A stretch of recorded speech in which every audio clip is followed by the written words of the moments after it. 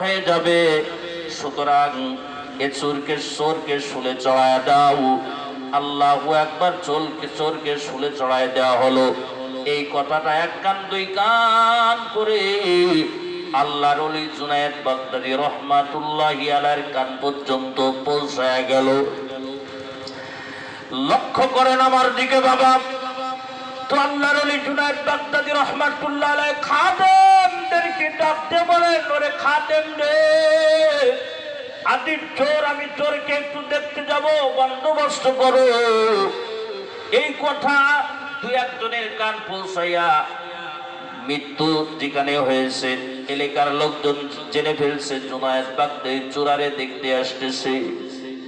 মানুষ বলে কত আল্লাহর ওলিরাও তো মারা যায়, কিন্তু জুনায়েদ বাগদাদী দেখতে আসে না, আজকে একটা চোররে দেখতে আসতেছে। কারণ কি?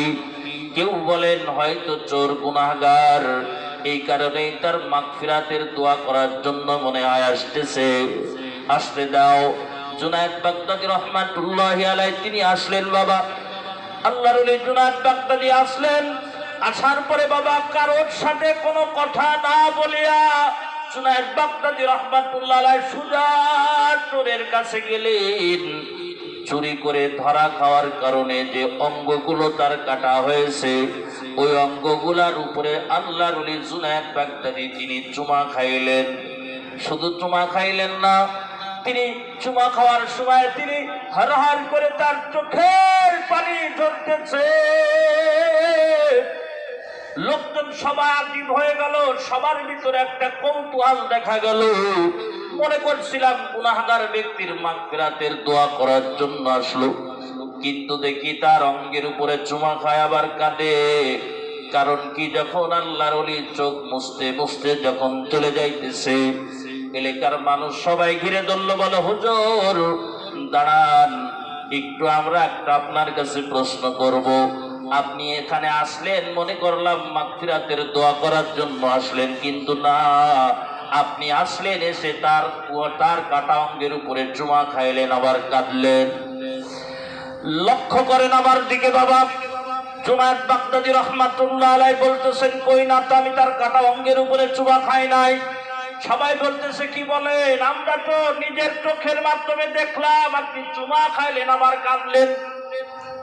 দেখো, আমি আসলে তার কাটা অঙ্গের উপরে চুমা খাই নাই, আমি তার কাটা অঙ্গের উপরে চুমা খাই নাই। দেখেন আল্লাহর ওলিদের দৃষ্টিভঙ্গি কেমন আর আমাদের দৃষ্টিভঙ্গি কেমন। বলেন হুজুর তাহলে বাস্তবতা একটু বলেন। কয়, আমি তার একটা গুণের উপরে চুমা খাইছি, আফসোসে যে আল্লাহ তাআলা ওই গুণটা আমারে দেয় নাই।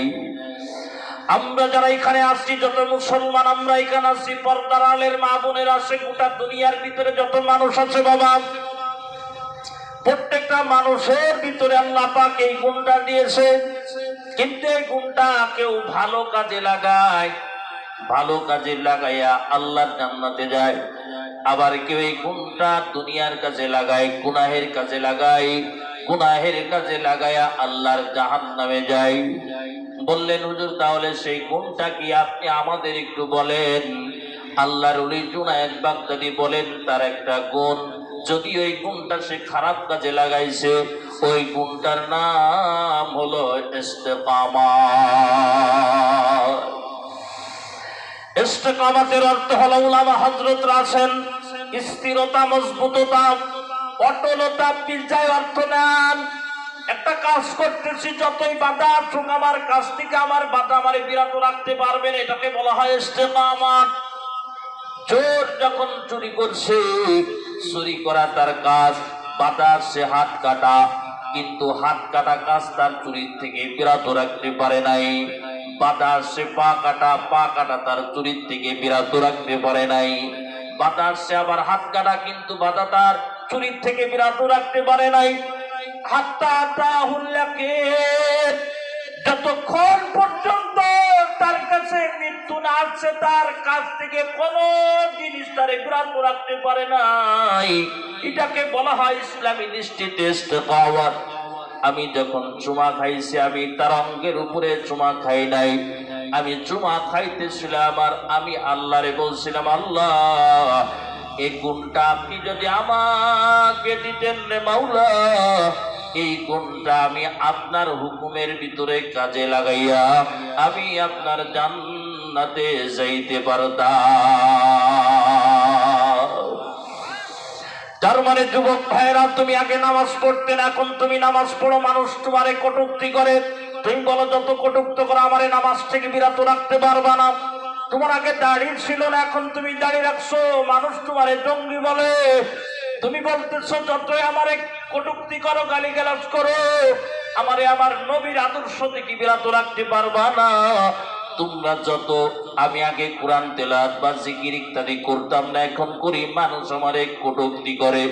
আগে আমি পর্দা করতাম না, এখন আমি পর্দা করে, আমার বান্ধবীরা আমাকে কটূক্তি করে, আর আমি বলি যতই তোমরা যাই বলো না কেন, আমাকে আমার আয়েশা, আমাকে আমার ফাতেমার আদর্শ থেকে তোমরা আমাকে বিরত রাখতে পারবা না। যেমন বিলালকে তারা জুলুমের মাধ্যমে ইসলাম থেকে বিরত রাখতে পারে নাই, যেরকম খাব্বাবকে তারা, আল্লাহু আকবার, এত জুলুম অত্যাচার করার পরেও শরীর থেকে চর্বিগুলো বাবা ধরে ধরে পড়ছে, তাও হযরতে খাব্বাব বিলালকে ইসলাম থেকে তারে বিরত রাখতে পারে নাই। এটাকে বলা হয় ইস্তেকামাত। আমি যে কথা বোঝানোর জন্য এই উদাহরণটা দিলাম, এবার আমার দিকে তাকান। আমরা সবাই গার্জিয়ান, ইস্তেকামতের গুণটা আমরা কিন্তু আমাদের সন্তানদের মানুষ করার ব্যাপারে কিন্তু কাজে লাগাই।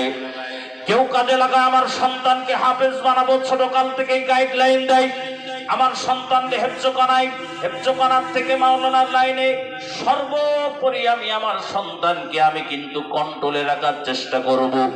আমার সন্তানকে আমি এমবিবিএস, ডক্টর, ইঞ্জিনিয়ার, মেজর, কর্নাল, জজ এগুলো বানাবো। অনেকের নিয়ে এটা খারাপ, কোনো আগেই বলে এটা খারাপ ব্যাপার, এটা ভালো ভালো ডাক্তার হওয়ার দরকার আছে, কথা বলে ঠিক না? অবশ্যই দরকার আছে বাবা।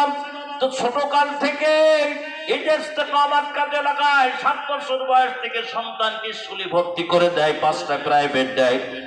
সংবাদ নাই ছেলে আমার প্রাইভেটে গিয়েছিল কিনা, ছেলে আমার স্কুলে গিয়েছিল কিনা, ছেলে আমার হাই স্কুলে গিয়েছিল কিনা, ছেলে আমার বিশ্ববিদ্যালয়ে গিয়েছিল কিনা। এইভাবে তার দুনিয়ার গন্তব্য অর্জন হওয়া পর্যন্ত কিন্তু বাপ মা তাকে এইভাবে গাইডলাইন দেয়। আল্লাহু আকবার, এটা ভালো কথা, কিন্তু তুমি তো আল্লাহর পক্ষ থেকে একজন গার্জিয়ান, তোমার একটি দায়িত্ব যেমন দেওয়া হয়েছে, তেমনি তোমার সন্তানদের ব্যাপারে একটা গাইডলাইন আল্লাহ দিয়েছে। দুনিয়াটারে শুধু তারে বড় করে দেখাও, এই সন্তান তোমার সন্তান না, এটা আল্লাহর পক্ষ থেকে তোমার কাছে আমানত দেওয়া হয়েছে। বলেন ঠিক কিনা, জোরে বলেন। তোমার সন্তান স্কুলে গেল কিনা খোঁজ নাও, ভালো কথা, কিন্তু নামাজ পড়ে কিনা কোনোদিন তো তুমি খোঁজ নাও না, কথা বলেন, কথা বলেন। তোমার সন্তান তো বাবা প্রাইভেট গেল কিনা তুমি বাপ হয়ে, তুমি মা হয়ে খোঁজ নাও, কিন্তু তোমার সন্তান আল্লাহর কোরআন তেলাওয়াত করতে পারে কিনা তুমি বাপ জিম্মাদার হয়ে কোনোদিন তো খোঁজ নাও না। তোমার সন্তান ইউনিভার্সিটিতে গেল কিনা তুমি খোঁজ নাও, কিন্তু তোমার সন্তান পর্দা করে কিনা খোঁজ নাও না। তার মানে তুমি তোমার সন্তানের জিন্দেগিতে পুরা আখিরাত থেকে তারে বঞ্চিত করে দিলা, আর তোমার সন্তানটারে তুমি দুনিয়াটাকে তারে বড় করে দেখাইলা। তোমার সন্তানের ছোটকাল থেকে তুমি তার জেহেনটা তুমি তৈয়ার করে দিলা। তোমার ডাক্তার হওয়ার ভিতরে সফলতা লুকায় রাখছি, তোমার ইঞ্জিনিয়ার হওয়ার ব্যাপারে তোমার সফলতা আছে, তোমার মেজর হওয়ার ভিতরে সফলতা আছে, অথচ আখিরাতের কোন বুক বা নসিব এই সন্তানের ভিতরে দাও নাই। তো দেখা যায় সে মেজর হওয়ার পরে, বড় ইঞ্জিনিয়ার হওয়ার পরে রাষ্ট্রের ট্রাক্সের বড় একজন খায়েন হয়ে যায়, রাস্তার টাকা তার পকেটে ঢুকে যায়, কথা বলেন ঠিক কিনা, জোরে বলেন। ওই যে আখিরাতের বুঝ নাই, ডাক্তারের বদলে বাবা টাকাতে পরিণত হয়ে যায়। উদাহরণ আমার কাছে অনেক আছে, কিন্তু বলবো না, সবাই শর্ট। আমি একটা উদাহরণ আপনাদের দিই। আমার গত বছর, তার আগের বছর মাহফিল ছিল মেহেরপুর শহরের উপরে, এবছর ওখানে করে আসলাম, সেদিনও করে আসলাম। ওর পাশে 15 তারিখে আল্লাহু আকবার। গত বছর আগের বছর মাহফিলের আমি প্রধান অতিথি, আমি খানা খাইতেছি, ওই সময় একটা লোক ঢুকলো, তার মাথার থেকে পা পর্যন্ত আমি সুন্নতে ভরা দেখলাম। কোন একটা জায়গায় তার সুন্নতের কোনো খেলাফ আমি দেখলাম না। তার সাথে আরো 4-5 জন রয়েছে। আমি মনে করলাম এই লোকটা মনে হয় এলাকার কোন সম্ভ্রান্ত পরিবারের সন্তান, অথবা কোন শিল্পপতি অথবা প্রভাবশালী কোন লোক হবে। আমার সাথে বিনয়ের মাধ্যমে কথোপকথন হলো। হঠাৎ করে তার পাশে যিনি আছেন বলে, স্যার আপনার স্টেজে যাওয়ার এখন সময় হয়েছে। আমার ভিতরে বাবা কৌতূহল দেখা দিল, কি ব্যাপার ইনারে স্যার কেন বললো, আজীব ব্যাপার তো। আমাকে তিনি মাহফিলে দাওয়াত দিলেন, আমি তারে ডাকলাম, ডেকে বললাম, ভাই ইনারে স্যার কেন বললেন আমারে বলবেন। বলে উনি তো আমাদের মাহফিলের সভাপতি। আমি বললাম মাহফিলের সভাপতি তো আর হয়, স্যার তো কয় না কেউ, উনি কি করে তাই কন। তাই হুজুর উনি তো আলহামদুলিল্লাহ বর্তমান আমাদের মেহেরপুর শহরের প্রধান জজ। আলহামদুলিল্লাহ মাথার থেকে পা পর্যন্ত সুন্নাতের কোনো ঘাটতি নাই। এরপরে উনি স্টেজে চলে গেলেন। হে আমার গার্জিয়ান বাবা যারা আছেন, আমার পর্দার নিশি মা বোনেরা আছেন, ভালো করে শুনে আনেন। আল্লাহু আকবার। তো তিনি স্টেজে চলে গেলেন। আজীব ব্যাপারতে উনি স্টেজে যাইয়া পুনরো পড়ার শুরু থেকে তিনি এত সুমধুর কণ্ঠে আল্লাহর কালামুল্লাহ তিলাওয়াত করতেছে। আমার মাকসুদ, আমি একজন মাওলানা, আমার কথা আমার নিজের কাছে নিজের ছোট মনে হইতেছে, আর মনে হইতেছে আমি মনে হয় এই জজ সাহেবের মতন এত সুমধুর কণ্ঠে তিলাওয়াত করতে জানি না। আল্লাহু আকবার। এরপরে তিনি তেলাওয়াত শেষ করার পরে আমি নিজেরে কন্ট্রোল করতে পারলাম না। আমি তাকে বললাম, আমার দ্রুত মাহফিলের স্টেজে নিয়ে চলেন। ওনারে 8 ঘন্টার সময় দেওয়া হয়েছে। উনি আল্লাহর ফজলে বাবা কোরআন তেলাওয়াত করার পরে প্রায় 20টা মিনিট উনি কোরআন হাদিস থেকে রেফারেন্স সহকারে উনি সুন্দর করে আলোচনা করলেন। আমার দিলের ভিতরে বাবা গেড়ে গেল। আমি 2 ঘন্টা পান করে যখন আমি নেমে আসতেছি, মাহফিলে যে দাওয়াত দিয়েছে, আমি তারে ডাকলাম, বললাম, ভাই উনার ব্যক্তিগত জিন্দেগির কোন আমল কি আপনার জানা আছে? আল্লাহু আকবার বলে, হুজুর আপনি শুনলে আশ্চর্যান্বিত হয়ে যাবেন। আমি বললাম, বলেন। কই মানুষটা 1 নম্বর হলো কোরআনের হাফেজ। 2 নম্বর ব্যাপার হলো হুজুর উনি যে আমল করেন, আমরা আলেম হইয়াও সে আলেম আমল করতে আমরা পারি না। উনি বলেন যে উনি যতদিন সুস্থ আছেন কোনদিন আল্লাহর ফজলে তিনি তাহাজ্জুদ নামাজ কাজা করেন না। আল্লাহু আকবার। কোনদিন উনি তাহাজ্জুদ নামাজ কাজা করেন না হুজুর। 2 নম্বর বিষয় হলো তাহাজ্জুদ নামাজ পড়ে উনি জামাতের সাথে ফজরের সালাত আদায় করেন। এরপরে 1-2 পারা প্রতিনিয়ত কোরআন তেলাওয়াত করেন। সুযোগ থাকলে ইশরাক পড়েন। এরপরে রেস্ট, যদি সুযোগ থাকে রেস্ট নিয়ে পরে চলে যায় অফিসে। তার থেকে বড় আশ্চর্যান্বিত কথা হলো এটা, উনি এই মেহেরপুর শহরে যেদিন থেকে মেহেরপুর শহরের জজ হয়েছে, ওনার স্টাফ যেগুলো আছে, ওনার অধীনস্থ যেগুলো আছে, যেগুলো মুসলমান, আল্লাহর ফজলে একজনও বেনামাজি নাই। কত বড় কপালওয়ালা মা দেখেন বাবা। আল্লাহ তাআলা এই মাকে, এই বাপকে, কত বড় সৌভাগ্যবান মা, কত বড় এক সন্তানকে ধারণ করেছে নিজের গর্ভে। দুনিয়ার ভিতরে মা বাপকে আল্লাহ চেহারা উজ্জ্বল করে দিয়েছে, আর আখিরাতে তো আল্লাহর দরবারে তো প্রতিদান পাবেই পাবে। আমার বন্ধু, আমার দোস্ত, এই লোকটা এত আমল করে যাওয়ার পরে উনি যখন জজের চেয়ারে বসবেন, ওনার কলম কোনদিন অন্যায়ের পক্ষে সাক্ষ্য দিতে পারবে কিনা জোরে কর। কিন্তু আজকে দেখেন, আজকে আমাদের দেশ থেকে কেন দুর্নীতি, চোর, জুলুম, অত্যাচার যাচ্ছে না? এর কারণ হলো এটা, শুধু বাপ মা তাদেরকে দুনিয়াটা বিশাল করে দেখাচ্ছে, আখিরাতের কম কিছু দিচ্ছে না। এই কারণে কথা বলে, ঠিক কিনা জোরে কর। এজন্য বাপ মাকে কিন্তু কিয়ামতের ময়দানে কিন্তু কৈফিয়ত দেওয়া লাগবে। আর একটা আপনি যদি এইটাই দিয়ে যান, আখিরাত থেকে মাইনাস করলেন, দুনিয়া বিশাল করে দেখালেন, তো আপনি বাপ মা কেমন পস্তাবেন। আমি একটা ঘটনা বলেই, আমি একটা সংক্ষিপ্ত একটা কথা বলে আমার আলোচনা আমি টানবো ইনশাল্লাহ। আমার বাবাজিরা যারা আছেন একটু লক্ষ্য করবেন, পর্দালের মা যারা আছেন একটু ভালো করে লক্ষ্য রাখবেন। আপনাদের কষ্ট হচ্ছে, খারাপ লাগতেছে নাকি? আল্লাহু আকবার। গত কয়েক বছর আগে আমি যশোরের আমাদের মুরব্বী মুফতি মুজিবুর রহমান সাহেবের মসজিদে মাহফিল ছিল। আমি দ্বিতীয় বক্তা ছিলাম। প্রধান বক্তা ছিলেন বাংলাদেশের একজন উল্লেখযোগ্য আলেমে দ্বীন, বাংলাদেশের একজন উল্লেখযোগ্য একজন ওয়াইজ, তার নাম হলো মাওলানা হাসান জামিল সাহেব। আপনারা নাম শুনেছেন? নাম শোনেন হাসান জামিল সাহেবের? যশোরের মানুষ। আমি বয়ান করতেছি, হুজুর চলে আসলেন। আমি দ্রুত বাবা স্টেজে আমি মাইক ছেড়ে দিয়ে হুজুরের বয়ান শোনার জন্য হুজুরের কাছাকাছি আমি বসে গেলাম। হুজুর বলেন যে আলোচনা করতে করতে এক পর্যায়ে হুজুর একটা আজীব একটা ঘটনা শোনালেন। যে ঘটনা হুজুর বলেন আমি নিজের চোখের মাধ্যমে দেখছি। আর হুজুর বলতেছেন সামিয়া তুজুনায়া, আমি আমার নিজের কানে শুনেছি। মাঝখানে কোনো আসেতা নাই, মাঝখানে কোনো মাধ্যম নাই। মানে আমি মাসুদ হাসান জামিল সাহেবের নিজ মুখ দ্বারা আমি মাসুদের কান শুনেছি। লক্ষ্য করেন আমার দিকে বাবা। বয়ান করতে করতে ঢাকার একটা শিল্পপতি একটা ব্যক্তির উনি ঘটনা শোনালেন। বাপ শিল্পপতির সন্তানকেও তার বাপের জেহেন অনুযায়ী ওরকম ডিগ্রি অর্জন করাইছে। খারাপ কোনো ব্যাপার না। আবার বললাম, সন্তানকে বিদেশ থেকে অনেক বড় একজন শিক্ষিত ছেলে হিসেবে নিয়ে আসছে, সার্টিফিকেট নিয়ে আসছে বিদেশ থেকে।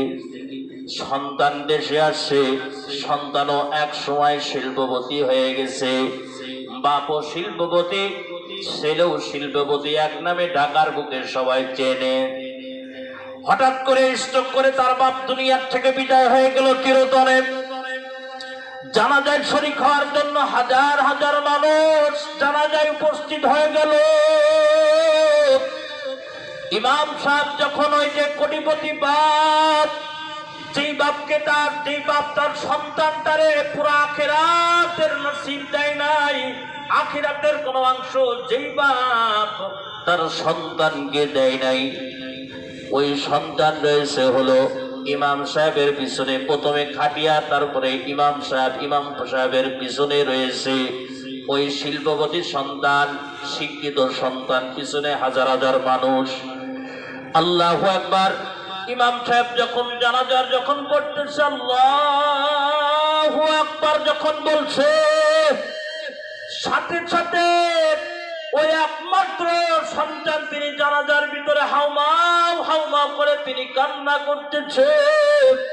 ইমাম সাহেব মনে করলো যে মনে হয় বাপের শেষ বিদায় বেদনার কারণে মনে হয় সন্তান মনে হয় এত বেশি কান্না করে। তো ইমাম সাহেব তিনি দ্রুত জানাজা শেষ করার পরে তিনি সন্তানদের তিনি বুকের ভিতরে তিনি আগলায়া ধরলেন। আর যেহেতু বাবা শিক্ষিত মানুষ, ইমাম সাহেব তারে বিভিন্ন কোরআনের রেফারেন্স দিয়া বুঝায়, ইদা জা আজালুহুম লা ইস্তাখিরুনা সাআতাও ওয়া লা ইস্তাকদিমুন। আমরা যারা এখানে আছি যারা নাই, আল্লাহ তাআলা যখন দুনিয়ায় আমাদের পাঠাইছে প্রত্যেকের ডেট, যাওয়ার ডেট, দুনিয়ার থেকে বিদায়ের ডেট নির্ধারণ করে দিয়েছে। সময় চলে আসলে 1 সেকেন্ড আগে 1 সেকেন্ড পরে হবে না। আমরা যারা এখানে আছি কেউ কি বলতে পারবো আমরা সুস্থ অবস্থায় এখানে বাড়ি যাইতে পারবো? কেউ কি বলতে পারবো না। আল্লাহু আকবার। বাপের আগে সন্তান চলে যাইতে পারে, বাপের আগে বাবা মাও চলে যাইতে পারে। এটাই দুনিয়ার আজব খেলা। আসার সিরিয়াল আছে, যাওয়ার সিরিয়াল নাই। এই বছরের নভেম্বরে আমার মাগুরায় মাহফিল ছিল। মাহফিল রাত 10টার সময় উঠলাম, বয়ান শুরু করলাম। মহল্লার ইমাম সাহেব আমারে বলল, হুজুর একটু দোয়া করে দেন। বললাম কার জন্য দোয়া করব? কই হুজুর 3টা যুবক কেবলমাত্র চিরতরে অন্ধকার কবরে চলে গেছে। আরে আজিব বাবার কি ভাবে গেল বলেন? কয় হুজুর এক বাপের এক ছেলে ছিল সাপের মতন পেঁচায়া পেঁচায়া মোটর সাইকেল চালাইতে চালাইতে ট্রাকের তলে চলে গেছে। দেখার মতন তাদের কোন আর পরিস্থিতি নাই, তাদের জন্য দোয়া করেন। আল্লাহু আকবার। বাবা তার মা কিন্তু তার সন্তান বিদায় হয়ে গেছে এই কথাটা শোনার জন্য তৈয়ার ছিল না। ওই সন্তানের বাপ তার সন্তান দুনিয়ার থেকে চলে যাচ্ছে এই কথা শোনার জন্য কিন্তু তৈয়ার ছিল না। কয়েক কত মাসে আমার মসজিদের সাবেক সেক্রেটারি সাহেব জনাব মোহাম্মদ সোরাব বিশ্বাস, উনি মুরব্বী মানুষ, হঠাৎ করে উনার মাইকে কানে এলান আসলো যে উনার বড় সন্তান টিটো ভাই দুনিয়ার থেকে চলে গেছে। উনি বাবা জানাজার সেজে আমারে জড়াইয়া ধরলো, জড়ায় ধরা বলতেছে হুজুর এ কষ্ট কেউ বুঝবে না হুজুর, যে বাপ হইয়া সন্তানের খাটিয়াটা নিজের কাঁধে নেই যে কত কষ্ট কর, এতে দিলের ভিতরে কত আঘাত, এটা যারা নিজের সন্তানের খাটিয়াটা নিজের কাঁধে নিয়েছে তারা জানবে। তো ভাই এক কথাই ডেট আসলেই পরে বাপ হোক মা হোক যে হোক কোনো টাইম নাই, আর বাপ চলে গেছে বুঝাইতেছে ইমাম সাহেব। তো ইমাম সাহেবরে বলতেছে ইমাম সাহেব আপনি যেই কারণে আমারে কান্না দেখতেছেন আমি কারণে সেই কারণে আমি কাঁদি না। ইমাম সাহেব বাবা কথাটা শুনে স্তব্ধ হয়ে গেল। ইমাম সাহেব বললে আচ্ছা তাহলে কোন কারণে আপনি কাঁদতেছেন? বলে হুজুর শোনেন, আজকে আল্লাহ তাআলা আমার এত বড় শিক্ষিত সে সন্তান বানাইছেন, আজকে আমি ঢাকার ভিতরে এত বড় একজন শিল্পপতি সন্তান এই পর্যন্ত আসার জন্য যার রক্তটা পানি হয়েছে শুয়ে আছে উনি, উনার রক্তটা উনি পানি করে আমার এই পর্যন্ত আনছে। কিন্তু দেখেন হুজুর, আল্লাহু আকবার, আজকে দেখেন আমার এই বাপ দুনিয়ার থেকে চলে যাচ্ছে। আল্লাহু আকবার। কিন্তু আমার বাপের শেষ গোসলটা আমি এত বড় শিল্পপতি এবং এত বড় টাকাওয়ালা সন্তান আমি দিতে পারলাম না। আমার বাপের কাফনের কাপড়টা কিভাবে জড়াইতে হয় আমি তাও দিতে পারলাম না হুজুর।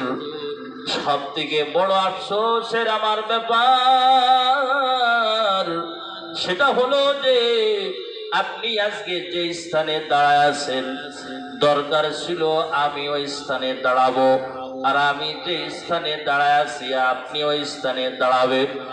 কারণ আপনার বিলাটের সাথে আমার বাপের বিলাটের কোনো সম্পর্ক নাই, তারপর আপনি আগে দাঁড়ালেন। আমার বাপের বিলাটের সাথে আমার সম্পর্ক, কিন্তু আমি পিছনে। আপনি যখন আল্লাহু আকবার যখন বলে দোয়া করতে শুরু করলেন হুজুর, আপনি আমার বাপের বিলাটের সম্পর্ক নাই কিন্তু দোয়া করতেছেন আপনি, আর আমার বাপের বিলাটের আমার সম্পর্ক, কিন্তু আমি বুবার মতন হইয়া সন্তান আমি দাঁড়ায় আছি।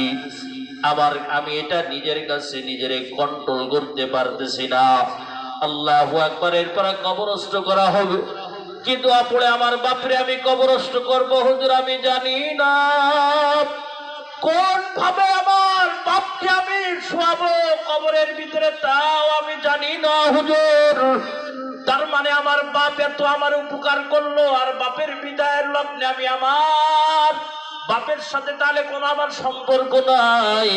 এত বড় আমার ডিগ্রি আছে, ডিগ্রি আমার বাপের জন্য কাজে আসলো না, এত সম্পদ আমার বাপের জন্য কাজে আসলো না, তাহলে এখান থেকে আমার বাপের সাথে আমার কি তাহলে সম্পর্ক শেষ?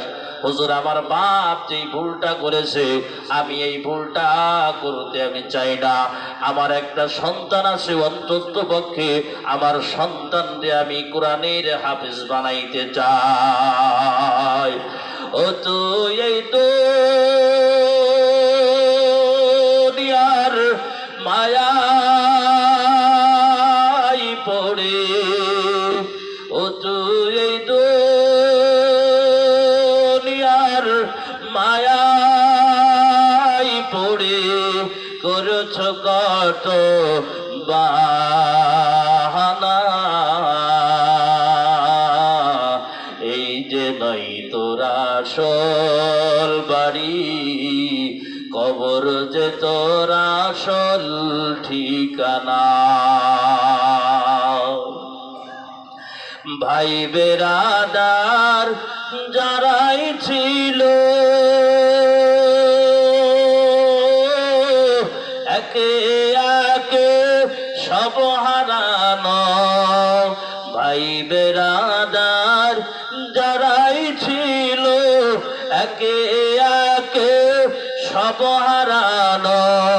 তুমি আমি কেউ রবে না, তুমি আমি কেউ রব না, দিতে হবে রাওয়ানা।